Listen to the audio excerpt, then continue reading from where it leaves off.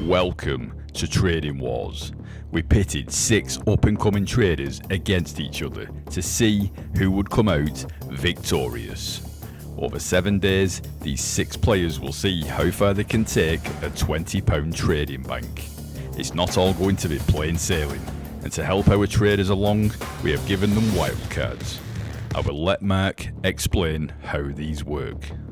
Thanks, James. Yes, there are 4 wildcards that they can use, but only once. What the mods don't know is not all that glitters is gold. Our first wildcard is Ask a Trader. This will allow the mod to ask myself or James for some advice. It can't be what to trade, but it could be how to trade it. The mods will have to lock in the trade they want to ask us about before they ask. They can then choose not to trade that event after the advice, but they can't ask any more questions, so use it wisely. Remove a restriction. The mods will be able to pick the day before to use this wildcard without knowing what the following day's restriction is going to be. Used correctly and you can have a massive advantage. Used incorrectly and you will have wasted the best wildcard. The next is insurance. The mods will have the ability to take out insurance against the trade. This will allow for them to take a trade, and if it loses, then they will not lose the amount off the week's total profit, but they will lose the amount off the available trading balance. They will have to declare on which trade they wish to use this on before they open the trade. What the mods don't know, and unless they ask us, is the insurance isn't free. At the moment you use it, you start paying the premiums, win or lose. If they choose not to use it, then they will never pay anything towards it. However, if they do decide to use it, they will be charged 10% of what they insured against each day for the remainder of the challenge. If one of them takes out £20 of insurance on day 3, they'll end up paying £2 for day 3, 4, 5, 6 and 7, totaling £10 off the overall profit. If at any point one of the mods asks us if the insurance cost them, we'll be honest with them. If they don't ask, then they just find out now as they're watching this video. Our last wildcard, and the most cruel, is Get a Trade. This is a wildcard that allows you to ask James and myself for a trade for you to trade on. Now, we're not tipsters and we've always encouraged you to do your own legwork, so why will we change that now? If the mods ask us for a trade, then this will just be made up off the top of our heads, like, I don't know, bat the 2 dog in the next race. Again, if at any point they question our confidence in it, we will tell the truth. If they follow it blindly, then they fall into the trading trap. Over to you, James. So we now know the wildcards, now let's cover the rules. Rule number 1. There is no communication about trades. This includes posting what you are trading in the Discord. They will be allowed to talk to each other, just not about trading, as this is a punishment for each rule, decided by our independent adjudicator. It would be in the interest of the mods to grass each other up if they can prove that this rule has been broken. Rule 2. The mod must submit the trade to Mark or myself before they enter the trade. Once it is submitted, then you can trade it. If it's submitted after your entry point, then it won't count. Rule number 3. You start with £20 and that's all you're getting. There is no buying back in and there is no starting over. Once it's gone, you're out. Rule 4. It's a solo challenge. Apart from the wildcards, there is no help from anyone else.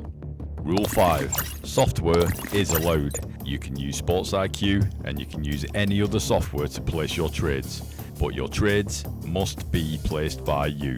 So no automation for cash outs or trades. So enough of all that, now let's meet the players. First up we have Billy.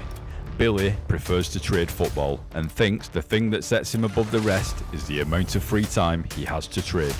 His strongest markets are the overs markets, but hates trading the correct scores. If his trading style was a footballer, he says he would be Ronaldo, because he is the GOAT. And Billy's message to the other players is a quote from the movie Scum. I'm the daddy now. Next time I'll fucking kill you. Next up we have Calvin. Calvin mostly trades football in the low scoring leagues and is also a tennis trader. He says the reason others should be scared of him is because he has a very particular set of skills. Skills he has acquired over a very long career. Skills that make him a nightmare for people like you. If you submit now, then that'll be the end of it. He will not look for you, he will not pursue you, but if you don't, he will look for you and he will find you and he will give you a funny look. Calvin's strongest market is the correct score and doesn't like trading the overs markets. He loves to follow a trading plan, but he finds himself having a little tinker with the rules along the way. His trading style footballer would be Rennie Higuita, as it's a little unconventional. Calvin's message to the other players is, I wish you a lifetime of prosperity, but for these 7 days only, may your greens turn red, may your markets remain suspended, may your entries be late, may your exits be early, and may Lady Luck forget your name and address. Next is Mark. He likes to trade horses, football, cricket, F1 and the dogs. Mark's superpower is not sugarcoating his words. He says what he thinks and upsets people along the way. If you're easily offended by the truth, stay out of the chats. His strongest market is the donkeys, and tennis is his Achilles heel. Mark is a stickler for the rules and never deviates from his plan. His trading footballer will be Roy Keane. Straight talking, strong, dependable and reliable. Finally, his message for the others is, good luck and see you on the other side, biatches. Now let's meet Matt. Matt says he is extraordinary and he can't stress the ordinary bit enough. He works 40 hours a week and has a young family. He says there are no reasons for the others to be scared of him, but he trades some of the lesser, not so sexy sports, giving him the upper hand. His strongest market is football, and the strategy that pulls his pants down is the lay over 3.5 goals from kickoff. It's just not natural trading against goals. His trading style footballer will be Darwin Núñez. If you know, you know. His message to the others is, I look forward to seeing which route you all go down. We are all going to be outside of our comfort zones. Boring. Next is Mish. Mish is a football trader but will trade anything with enough of the right data. His strongest market is the overs market because they views it as a cooperative one. His weakness is the 2-up match betting. His trading rules are all set on discipline and protecting the bank. His footballer would be Ronaldo because precision beats power. His trading nickname is Mish because it means mindset, improvement, strength and hard work. His message for everyone else is, have fun, be disciplined, and with any luck, you will all blow your banks. Last, but by no means least, is John. John is a part-time senior executive operator of municipal passenger conveyance and urban transit logistics, who loves to trade the horses all year round and the football when the European leagues are playing. John's strongest trades is his very own back-to-lay strategy, and his weakest markets are the greyhounds. John always follows the rules and he learnt this the hard way. His superpower is exiting for a controlled loss without emotion. His trading style footballer would be Rodri because he is dependable and reliable with determination to keep going regardless of setbacks. Finally, John's message to the rest of the players is, I love each and every one of you and I wish you all the best. This is not a war to me, and as the last line of my positivity song goes, oh yes indeed, success and happiness, they're guaranteed. What a lovely final message from John. Makes most of the other players look like cunts. Let the trading wars begin.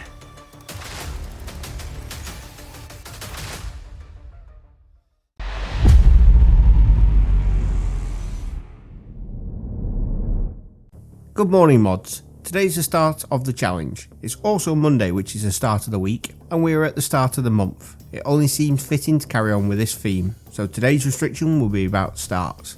When trading today, you'll only be allowed to trade the names from the first half of the alphabet. So any team, horse, dog or person whose name on the market starts with the letter A to M.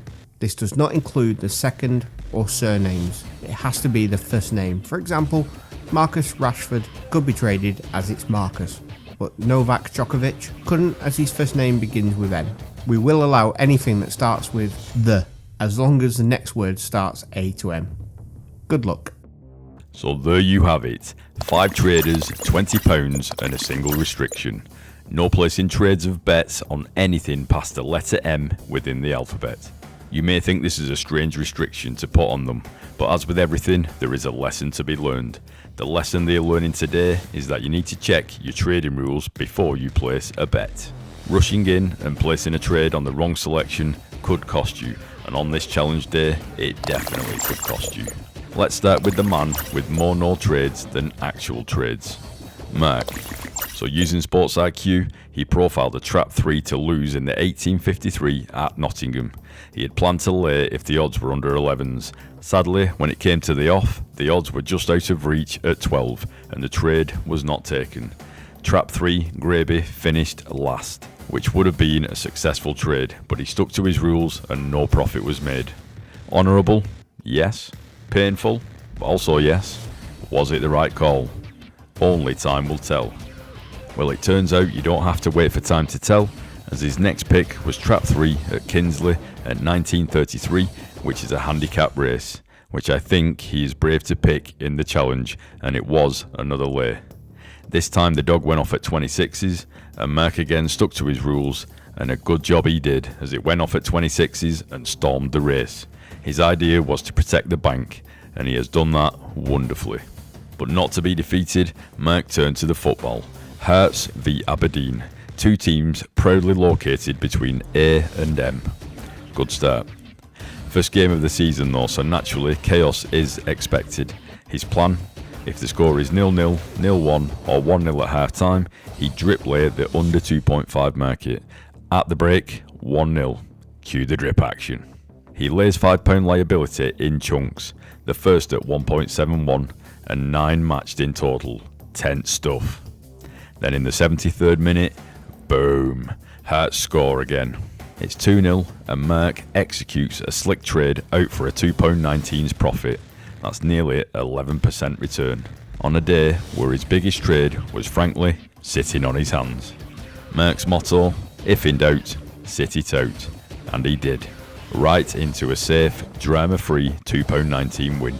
It might not buy a pint, but it will definitely buy him a smug grin and a front row seat for now. Well played, Mark, or should we say, well sat.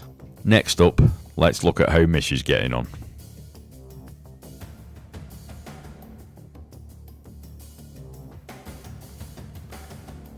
We will come back to Mish shortly. Next in the spotlight, Calvin, a man who approached the trading challenge like a drunk DJ at a wedding. A little chaotic, slightly unpredictable, but every now and then, absolute magic. Armed with £20 and a firm belief in the alphabet, Calvin went full throttle. 17 trades in total. Yes, 17. This wasn't a challenge, this was a shift. We start at Harlow 11.54, where Calvin used Sports IQ to help him. Trap 2 should beat Trap 3. The market disagreed, but Calvin backed his numbers, literally. He backed 2 and laid 3. The result? £0. A break even, but spiritually fulfilling. The trading gods nodded in approval. Then came Harlow 12.29, a moment of clarity.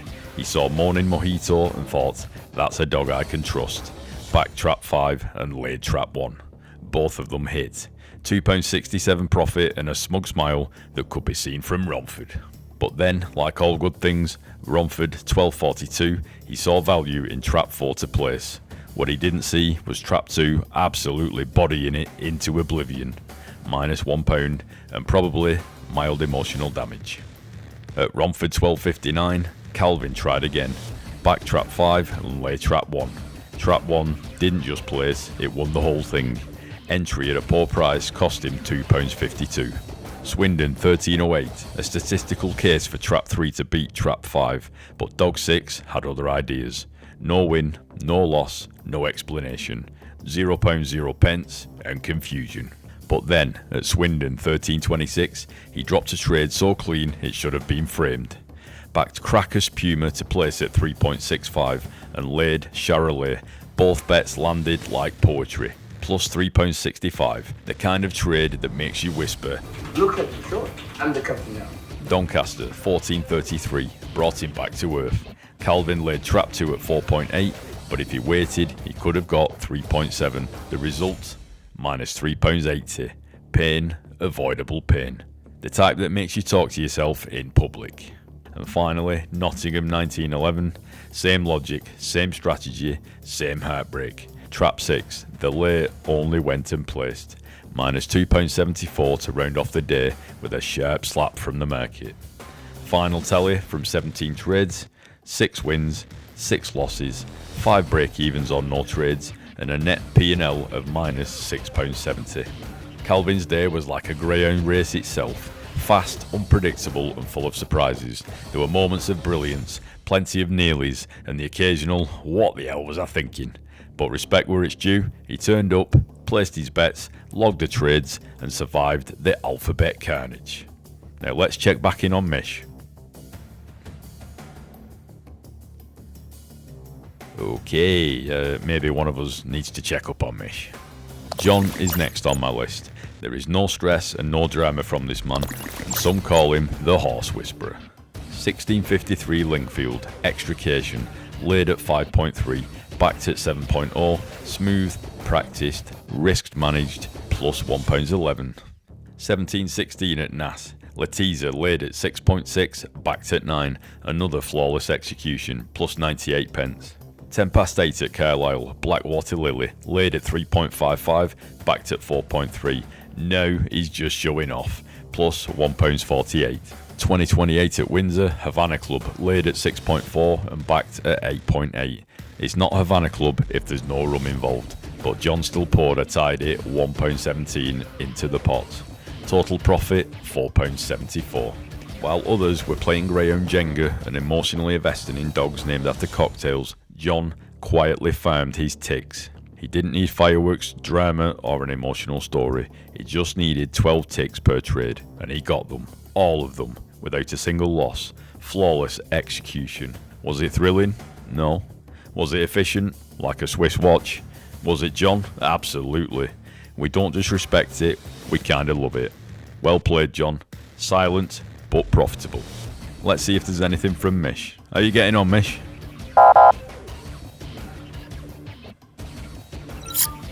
Maybe later. Some say he placed more bets before 10 AM than most people place in a week. All we know is he's called Billy. While others were using charts and strategy, Billy turned the game on its head with a 200 IQ move. He was out there like a coupon-wielding gambler on a mission. If it spun, flashed or said free, Billy clicked it. The amount of free spins he completed and free entries he took would be a video in itself, leaving him a grand total of £2.03 from free bets, and he had placed a £1 acca as a free bet. Due to all that going on in such a small space of time, Billy had backed a team in the acca that began with the letter V. This is a clear breach of the rules and was immediately reported to Sammy. Mark, can you recap Sammy's decision? Of course, this week's betting competition was governed by a clear rule. Only teams beginning with the letters A through to M were eligible to be backed. Billy, in an audacious act of alphabet defiance, chose to back a team beginning with the letter V. Whether this was a deliberate act of rebellion or an innocent alphabetical oversight is irrelevant. The rules were broken. As the acca cost Billy £1 and no money was gained from it, I've decided that the punishment has already been served, as this has resulted in a 5% loss of his bank. I think that's fair. After winning pocket change from slots, Billy pivoted to football, where he showed his true skill, using trade sense and backing it up with expert profiling, then double checking visuals, backing everything he could. So Elva v Tartu Welco plus 24 pence, Athlone Town versus UCD plus 32 pence, first half goal treble £1 and 1 pence, FK Bangor versus Swahili, can't even pronounce that, plus 65 pence, FC de Zuigas plus 31 pence, you're killing me here Billy, IFK Gothenburg plus £1.94, Trollhättan plus 37 pence, AD Berzategi plus 27 pence, Oriente Petrolero, oh my god, Petrolero plus 59 pence, and Corb Vaslund's double plus 60 pence. At this point, Billy's P&L graph was climbing like a mountain goat as he was fighting the markets. Unfortunately, the markets fought back. The Always Ready game, minus £1, Pacific versus Calvary, minus £1, Delphin versus Sunny Bureau, minus 50 pence, Cabrisel versus Moron double, minus £1. Billy hit what traders call the twilight tilt. You can see this in his spreadsheet. But credit to him, he still squeaked out a profit of £4.22 and completed enough trades to count as cardio. Billy treated the day like a mix of supermarket sweep and match of the day. He was in every casino, every free spin portal and half of the European football leagues. Now, time for a man who doesn't just read the stats, he feels them. A man who looks at 88% second half goal averages, 3.33 combined goals per matches, and whispers to himself, "This isn't a football match, this is an opportunity." This is Mish. Mish's first match was at 21:40 UTC Cajamarca versus Cusco FC. His strategy, drip lay the under 1.5 goals market from 1.6 onward within the second half. His reasoning, both teams score and concede in the second half like it's going out of fashion. 88% second half goal rate, an SD that screams goals are inevitable, but then, red card. Mish, being the disciplined man he is, bailed out because sometimes trading isn't about winning, it's about surviving to trade another day. And sure, yes, in the end, a goal did come, and the trade would have won. But Mish wasn't here to hope. Mish was here to execute. He saw the danger, sipped his cheap whiskey, and closed the position like a boss for scratch. While others were out spinning big bass bonanzas and backing dogs called Haya Canero, Mish played the long game. He used data, strategy, and most importantly, restraint. He was this close to profit, but instead of letting FOMO bite him, he did what legends do. He stuck to the plan. Mish, the man who pulled out early and still felt good about it. Not many men want to hear that. Now let's look at the leaderboard for the day. John is in first place with £4.74, Billy in second place with £4.45, Mark in third place with £2.19, and Mish in fourth place with no loss and no gain, and Calvin is last with minus £5.70. So far, no wildcards used. James, can I just stop you there? We have an issue. Another breach of the rules was detected. This has been passed on to Sammy, and I have just had her notes back, and they are as follows. Billy was already walking a tightrope this week under strict competition rules which explicitly prohibited betting on anything outside the A to M range of the alphabet. Despite this, Billy proceeded to use Nifty 50 Lotto, a bold move in itself, but what followed was a masterclass in subtle deception. He renamed the offending market from Nifty 50 to Lotto Nifty 50 in an apparent attempt to sidestep detection. The act was not only a breach of today's restriction betting rules, but an insult to the adjudicator's intelligence. The adjudicator's view is this is not a simple rule break, but a premeditated attempt to deceive. Billy is found guilty of both rule breaches and attempted cover-up. As a result, his highest free spin win of the day hereby stripped from his profit tally. The amount shall be struck off from the record, and any celebrations he may have had over that bonus are now considered void. Well, that still leaves Billy in second place, but closes the gap to Mark to £1.18. Let's move to Tuesday before anyone else gets into trouble.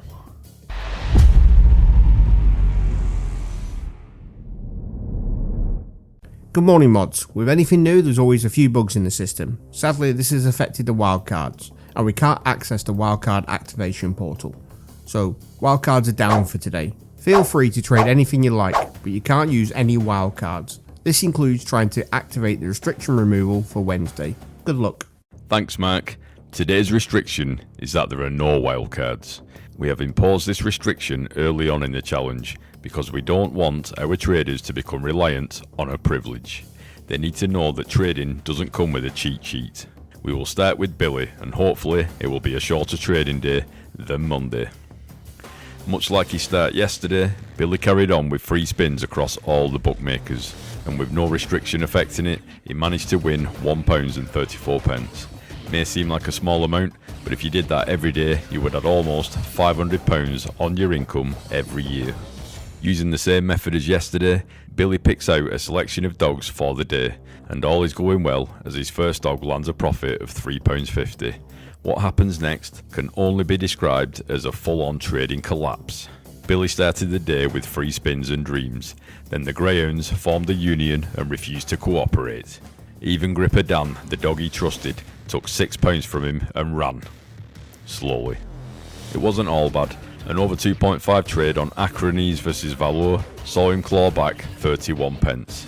Total for the day, negative £14.88. He went from free spin hero to Greyhound punching bag in the space of a few hours. The data was there, the tools were ready, but the dogs didn't read his spreadsheet. Next, we have Mish. If Mish was a superhero, his power would be reading scattergraphs in the dark and speaking fluent standard deviation. He doesn't bet, he profiles, and he profiled this dog like an FBI agent doing a background check. Scattergraph, sectional times, calculated times, grade IQ, all supported his decision. And even when the market was whispering, "Yeah, go on then," all that is left is for the dog to win. It did not win. -£5. Then Mish traded the same football match as Billy, so I hope there was no conferring between them. He makes 73 pence. Mish went back to the dogs like he owed him money. Same profile, same tools, but this time he stared deep into the market and whispered, "Guide me." He placed his £5 and that dog ran like it had never run before. And what I mean by that, it ran like it had only discovered running that morning. Mish ends the day -£9, 27 down. And now, backed by absolutely no drama and zero market panic, it's John, the human tick farmer, the 12-tick technician, and probably the only man who could make watching Betfair charts look like a yoga retreat. John is on the later back on the horses, starting with Saxon Kingdom, 12 ticks, Kingdom conquered. Next, Oasis Sunrise, 12 ticks, Alondra, 12 ticks, and finished the day with Gaelic De Chastis and 12 ticks. £4.70 added to his profit total, 4 trades today and 4 wins. While others would be celebrating, John gave a quiet nod. Calvin was back to the dogs. His confidence was sky high, his execution flawless, his results like watching a firework display inside a bin. £11.52 lost on the dogs before midday. Finally, Calvin left the dogs and entered the court. Ferlito was down a set and a break. Perfect time to lay, right? Wrong. Ferlito then dissolved completely. Calvin ended the day on -£12. Calvin came in hot with data, models and a hope, and left with a bruised ego and a P&L that screams for counselling. Alright, closing out the day's adventure is none other than Mark. Part stats wizard, part staking strategist, part man who was 5 minutes away from glory until football did what football does best, ruin everything. He started with the Betfair prize pinball, and what did he win? £5? Nope. £10? Nope. He won £0, 0 pence, aka the official currency of the Betfair daily prize pinball. So over he went to Perry Bar. Trap 2 lay. Mark went full professor on this one. Trap 2 was the slowest. True grade, D5 in a D4 race. Bell curve and box plot screaming, "Don't back this dog." The sim gave it just 9.62% to win. Trade Sense gave the thumbs down, so Mike laid it with 12 pence. The result? Dog came third, lay landed. Dynamo Kiev versus Paphos. This was a big one. The football bet. Mark did the research. Champions League qualifiers. Kiev in form, Paphos just happy to be there. Odds of 1.66 looked like pure value. He staked £2.23 in a calculated leap of faith. And then Paphos scored in the 85th minute. Loss, -£2.23. Cue the muttering of, "This is why I don't bet on cup games." We feel you, Mark. We've all been there. And now we all hate Paphos. So let's look at the table. John, plus £4.70. Mark, -£2.11. Mish, -£9.27. Calvin, -£12. And Billy, -£14.88. Let's hope for a better day on Wednesday.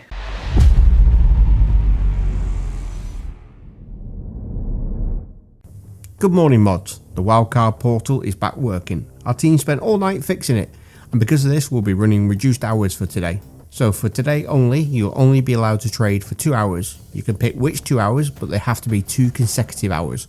The time will start when you place your first trade. You can allow a trade to run outside of the 2 hour window, but you must not interact with this trade, including cashing out. Any trade that has a manual endpoint placed outside of the 2 hours will be disqualified. Good luck, traders.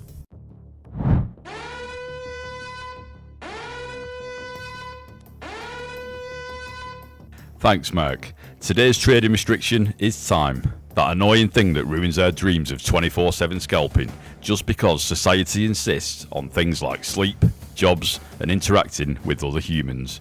To recreate the misery of real life, we gave the mods a 2-hour trading window. That's right, 2 hours, because nothing says pressure like making life-changing decisions in less time than it takes to watch Titanic. And to spice it up, we dangled a £10 3 losers in red bonus. All they had to do was lose 3 bets. That's literally it. Pick 3 losers using a grand total of 20 pence per bet. Total risk 60 pence, but all 3 selections must contain red. So pick a greyhound in trap 1, a red jacket, a football team with red in their kit, a horse with a jockey in red silks. Basically the betting equivalent of asking someone to fall over. Surely no one can mess that up. Mish, Professor of Probability with a PhD in pain. Mish stepped up like a man with a thesis to defend. Today's lecture was Ranheim versus Moss, 0-0 at half time. Perfect for a second half goal lay. The stats lined up like a military parade. Both teams to score percentage, second half goal percentage, XG, SD, PSI, FBI, BBC.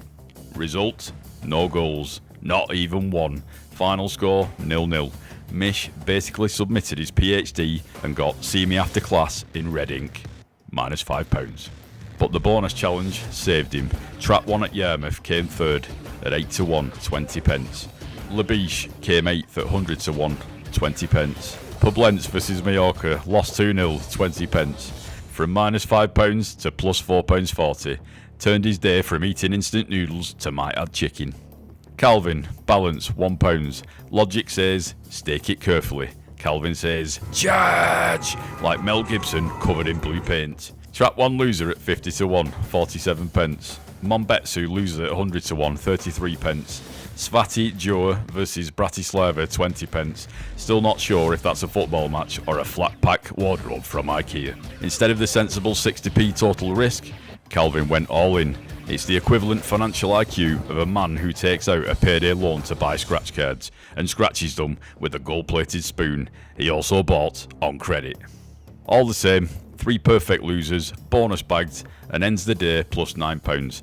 Basically jumped on a grenade and somehow walked away slightly richer.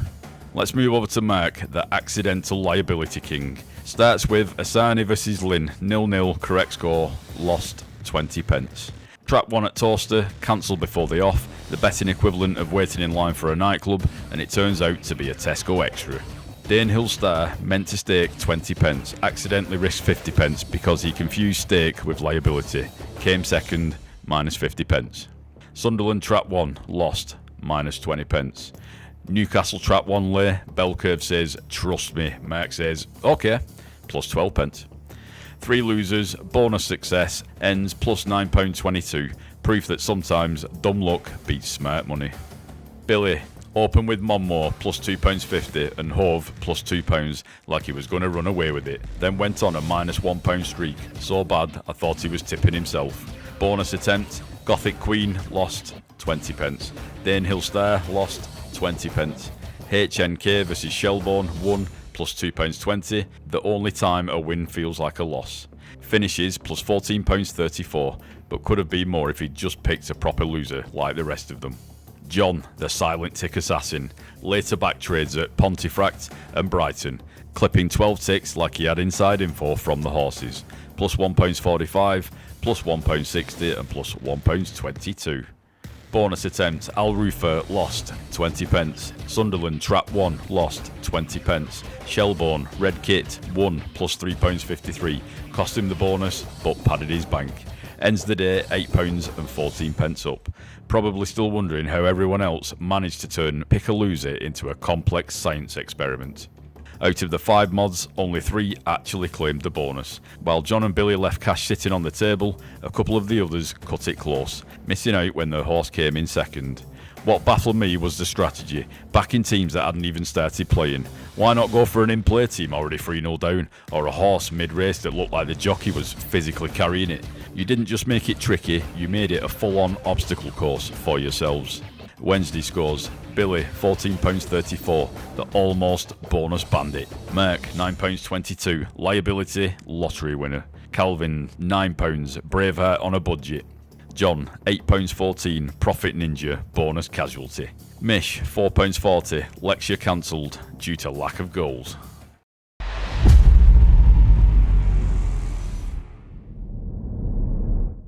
Good morning, mods. The team are back to normal hours, so you can trade for as long as you like again. We are, however, concerned about data breaches and information being leaked to each other, so today's restriction has been classified as top secret, so you won't be told what it is until the end of the week. Again, feel free to trade as much as you like, but be careful, you don't want to trigger any punishments. Thanks, Mark. No, the mods think today's restriction is top secret. Actually, whatever they guess, that becomes the rule. It's like letting the sat-nav pick your holiday destination. Hilarious, but a total trap. This will teach them that we are all our own worst enemies. Let's see how they got on.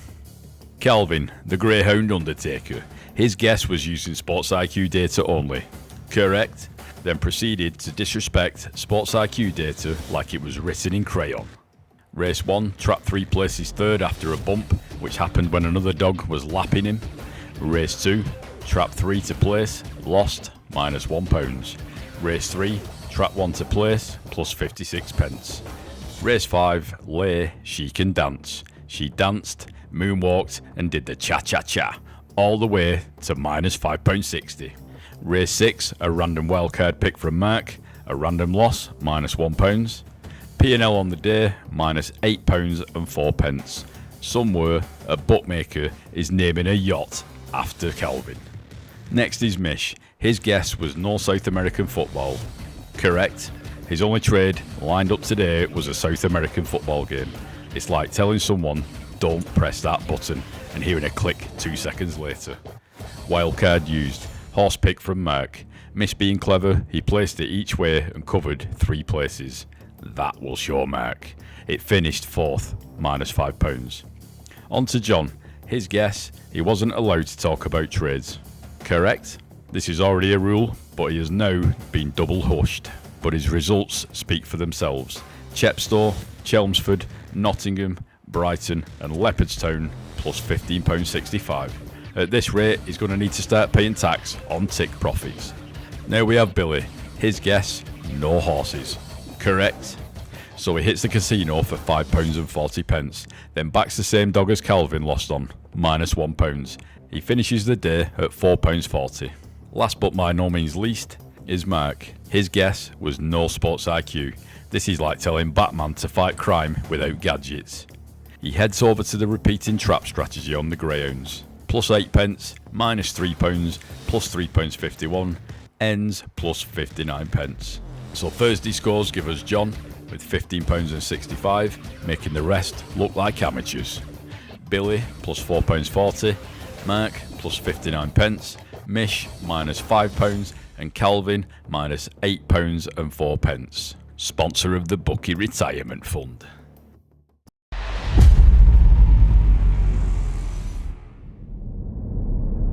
Good morning, mods. The person leaking the data has been discovered and has been taken care of. With any luck, nobody will find them. Because of this, we're going to have to lay low until the heat is off the team. This means that today there will be no restrictions for any of you. Trade what you like when you like. Still submit your trades as normal, but we'll be back tomorrow. Thanks, Mark. So no restrictions for today. That should make trading so much easier for our mods. Let's see how they got on. So John, 3 trades. Wexford plus £3.99, 12 ticks. Musselburgh plus £2.04, 12 ticks.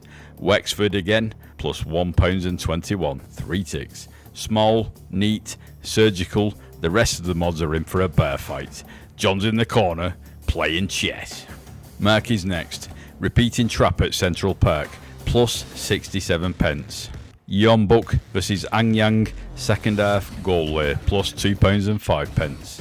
Dalin Jizing versus Shegtu lay the draw plus £3.41. Absolutely killing me with these names. Total profit plus £6.20. A solid day of nothing fancy. It just works. Calvin laid Ridderneck at 1.18, expecting a comeback. Got a lesson in disappointment. Minus 36 pence. Over to Mish. Phil Kerr versus Thor. Lays the home team. Plus £2.28. The next game, forgot to place the trade entirely. Ends £2.28, but probably still kicking himself. Next up is Billy.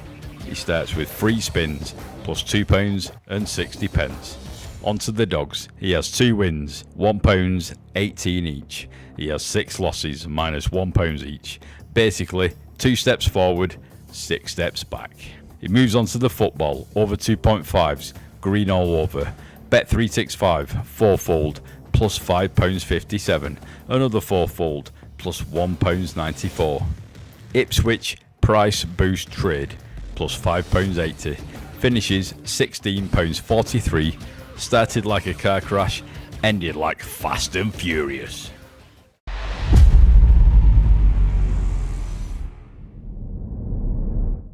Good morning, mods. We have managed to get ourselves a good lawyer who has made the troubles of yesterday disappear, but he told us to keep our nose clean for a few weeks. We can't risk breaking any more rules, and nor can you. Your trading today will be respecting the Article 48 rule, best known as the 3 PM blackout.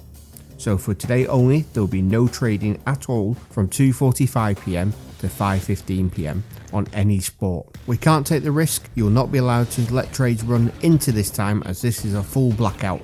Anyone found to be breaching this rule will be punished. Good luck. Thanks, Mark. So today's restriction is the Article 48 rule in football for the 3 PM blackout. The reason for this restriction is because it tends to be the most hectic time for trading, so let's make the selections easier by discounting most of them. Now that we are into the weekend period, the trades will start ramping up as we get closer to the finish line. We will start with Mish. Kraft versus TP47 over 1.5 first half goals.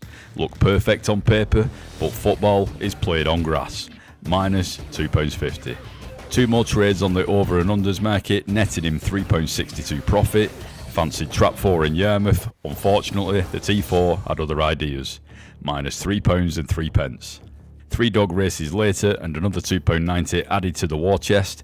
It was at this moment Mish realised that maybe he could count his free spins, and he could. After rinsing every bookmaker he could for a free spin, he came away with £5.69. Mish was given a free game of blackjack. The only problem was Mish didn't activate it and ended up playing with real money. When he realised he had already staked £5 and split his hand like a gift from the gods, both hands were at 20s and the dealer had to stand at 17s, giving Mish £10 profit. A late night football trade adds yet more funds to the much needed bank, and Mish finished the day on £20.79 profit. You lucky bastard. Calvin's Saturday trade, which was originally categorised under Friday before being retrospectively reassigned to Saturday, concurrently encompassed his Sunday trade, though this inclusion was already embedded within Saturday's recalibrated record of Friday's amended activity. In summary, by this point in the week, the records were edited and altered, so much so that we had to launch a full inquiry, and our preliminary findings suggest we need another inquiry. We have also launched an inquiry into why nobody trusts inquiries. Bad news, you're not going to like the findings. As Calvin ends the week with so little left to trade with, any fine or punishment would be wasteful of our time. It would be like removing the free council tax month off a homeless man. It doesn't affect him in any way, and the end result would still be the same. I wonder what Shilcott is up to. Billy, I can hear you Googling it. Now it's over to John, a man who treats trading like slow cooking. Low heat, steady hands, tasty profits. Southampton versus Wrexham, late under 2.5 goals from the 57th minute, drip feeding 12 mini lays like a bartender topping up your pint. Goal at 90 minutes, hedged out at 1.21, pocketing £3.78. The man basically got paid for waiting.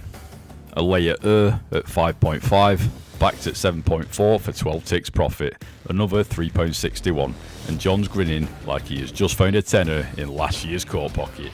A second horse at laid at 15.5, backed at 32 for 20 ticks profit. That's £2.36 for spotting a dream and shorting it. No wild swings, no dog disasters, just calm, calculated and quietly rinsing the markets while the others are running around aimlessly into walls.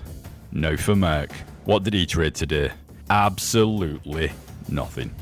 Bank untouched. Stress levels also untouched. Productivity, well, he's now the proud owner of a perfectly stirred cup of tea and a deep knowledge of loose women.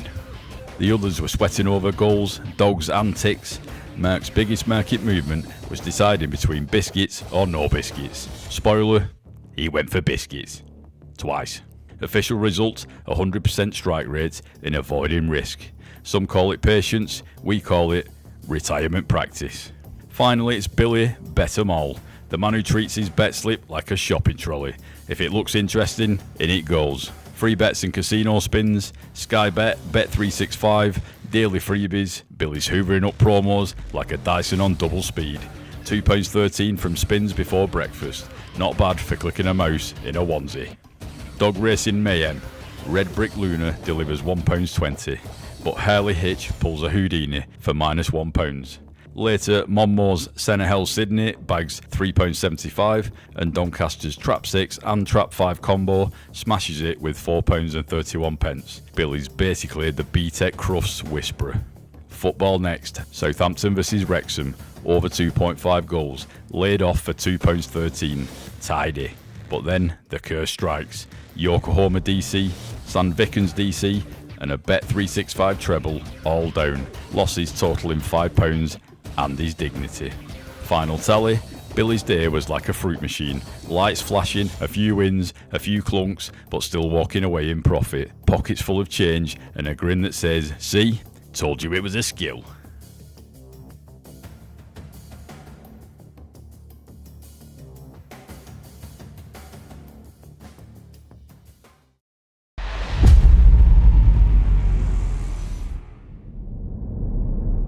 Good morning, mods. Today is Sunday and it's the day of our Lord. Whether you believe in God or not, we are continuing to respect the rules and keep our nose clean. In the Bible, Leviticus 11:8 says touching the skin of an animal makes one unclean. Not wanting to risk it, and you know we like a clean fight, the last day's restriction will forbid you from trading any sport that involves touching leather. To make this simple, there will be no football, horse racing or cricket trade for your final day. Good luck. Thanks, Mark. Today's restriction is to see how they trade when sports are not available to them. In times like these, you would sit on your hands and enjoy your day. Billy, Mark and John have all activated the remove restriction wildcard for today, so this restriction won't count to them. We will start with Mish. Not to be beaten by the midweek losses, Mish starts nice and early. Well, when I say early, I mean early for Mish. It's like dinner time for the rest of the UK. By the time Mish wakes up, the postman's gone home, the milk's turned to yoghurt and half the betting markets have retired. He starts by backing Trap 5 to place at Yarmouth in the 12.26. Boom, landed plus £1.75. Doncaster Trap 2, 13.03, plus £2.75. And 16.34 Hove. This is it, it looks like he's turning a corner. Oh wait, that corner leads to a sheer cliff. The kind of cliff you only see in cartoons, where you hang in the air for a second before gravity remembers you exist. The next three races see him lose £6.50, making his total day's profit 80p. As we are dealing in pence, let's move over to Calvin, who has all of 40p left to his name. Last day, last 40p, some people have a war chest. Calvin has a war wallet, and it jingles when you shake it. It's not too late to turn it all around and come back in a cloak of glory, rise from the ashes, and walk among the other traders with the knowledge that when your back was against the ropes, you put up a fight and came back stronger, finished the week in a rise of success, like never seen before. Letien vs Rublev, minus 40p. Fair play to him though, it lasted till the last day of the challenge, but his time has come to an end. Next up we have Mark. Mark is trading without the restriction, and a good job, as his only trade for the day is on the football. Mark has used his wildcard for insurance for his balance of £36 and 9p, which is his £20 and £16 9p profit. It's all going on one trade, do or die. He has decided to place a metaphorical bomb vest on and start making hostage demands. In this case, his demand is that Liverpool beat Crystal Palace in the Community Shield. He is all in with insurance. Well, we all know how that one ended. The better team won on the day, and Merseyside's second less popular team went home empty-handed. Mark is all out of money, but thanks to his insurance, he keeps his profit of £16.09. With no more money to play with, that's the end of his trading journey for this challenge, but he brought profit home all the same. Let's see how Billy got on. Billy starts his day with 3 spins, 30 pence added to his account. Where restrictions permitted, Billy has been using the profiling he has been learning from Mark and backed with trade sense. He places a treble using a £10 stake and returns a profit of £22.90. Trade sense and profiling doing what they do best. Billy, armed with the same bomb vest as Mark, he went all or nothing on the last trade.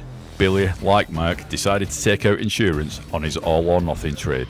Unlike Mark, Billy had gone full throttle and decided to do this all with another wildcard. He wanted a trade from Mark, and what Billy didn't know until now is this is all completely random. Billy is wagering his entire bank on a complete guess. He messages Mark and asks for a trade. Mark messages back with the 1423 at Hove, and his number at random was trap number 4. Billy then places his entire bank on this one dog. The results: it only went and fucking won, returning £123.15. You lucky bastard, Billy. Now we have left John for the last because he's been betting his bank all week. He uses his first wildcard of the week and removes the restrictions. We saved John till last as this is the biggest trade of the week. He didn't trade out in time, leaving this as a full trade. To be fair, it was the only way he was going to catch Billy, was to go all or nothing. This wasn't planned, this was an accidental bet. All he needed was for this one horse to lose, and John would take it all. He's only gone and done it. Fucking boom! The win is secured. It's all over. An unbelievable victory. It's like the end of a fecky movie. Well done. Surprise, surprise! Oh, yes! He done it! That well done is for John's horse, not for John. As the fucking thing only went and won, all that remains of John's balance is a single tier soaked 5 pence. So there we have it. It's all over and we have our winner, Billy. Second place, and only just, is Mark, and only a couple of pounds behind we have Mish. Then in fourth we have John, and in last place is Calvin. Let's see them take their podium. Wait a minute, James, you forgot about insurance payments. We only had 3 mods take out insurance, but we need to take that money off the final balance. Calvin is at a full loss, so we can't take anything off him. Billy needs to pay £4.33, and Mark needs to pay £3.60, because they both only used insurance for 1 day. I think you'll find that changes to second and third place. In fact, you're right. That puts Mish into second place and Mark into third. The total profit made was £210.03. The players will keep the profit they made. Hold on again, James. We do need to remove the £20 that Calvin lost and the £19.95 that John lost. That gives us a total of £170.08. So total £170.08, and we are letting them keep the profits. But we at TTM have decided to match the money and add some on and donate it to charity. Now, you may have noticed in this video that we started the challenge with 6 players and only had 5 that played. Unfortunately, Matt couldn't take part due to the loss of his father. Matt, just like the other players in our challenge this week, is a friend. Not a friend of the channel, but an actual friend. Our thoughts are with him and his family during this difficult time, and we've decided to donate the profits and a bit extra to Action for Pulmonary Fibrosis. This was given in the name of Gerard. Now, this challenge might have been wrapped up in fun, banter and a bit of chaos, but it's also a perfect example of how things can unravel under pressure. The competition became more than just a game. It mirrored the mental traps we face in trading every day. When we feel others are pulling ahead, that pressure creeps in. Discipline starts to crack, common sense takes a back seat, and carefully planned strategy can vanish in an instant. Fear of missing out or fear of being last can push us into trades that we'd never take if we were thinking clearly. The truth is, trading isn't just about numbers, systems or odds. It's about controlling the space between your ears.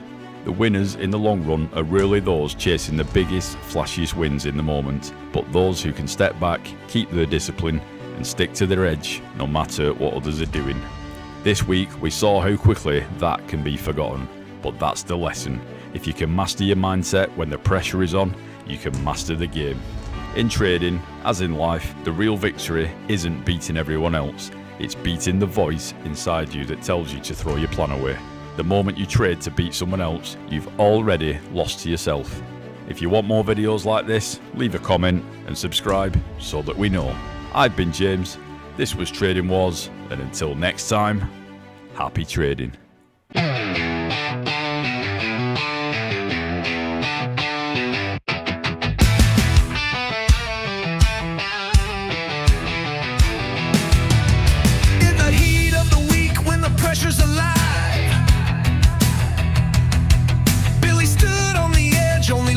Survive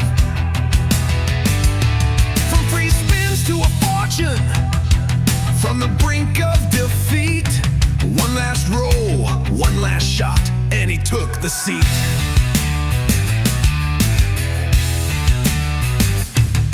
John Woo from the start didn't falter, didn't bend. Every move like a weapon, straight through to the end.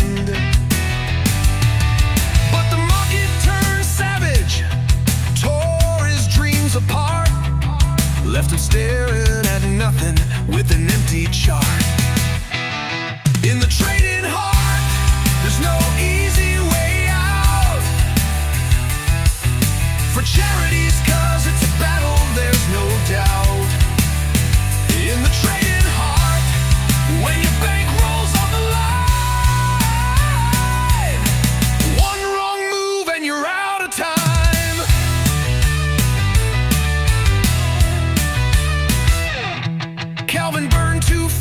Went into the dive,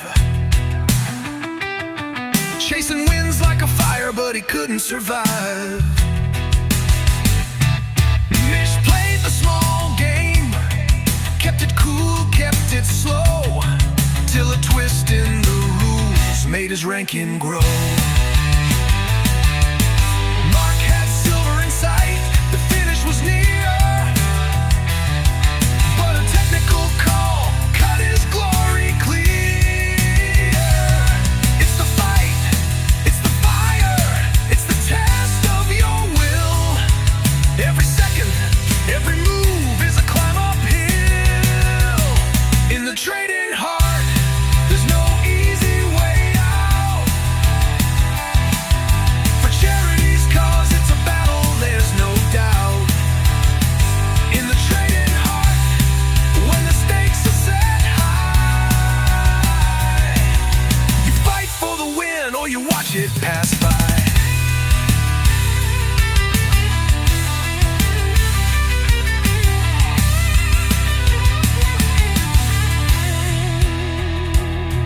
RQ was the weapon, the arena was the mind, but the pressure built shadows, left the good sense behind. Every player knew the danger, every trade was a war. Some walked out the victors, some won't trade anymore. In the trading heart, no mercy, no retreat. You give it your all, or you face defeat. In the trading heart, with the world watching on, only one takes the crown when the week is done.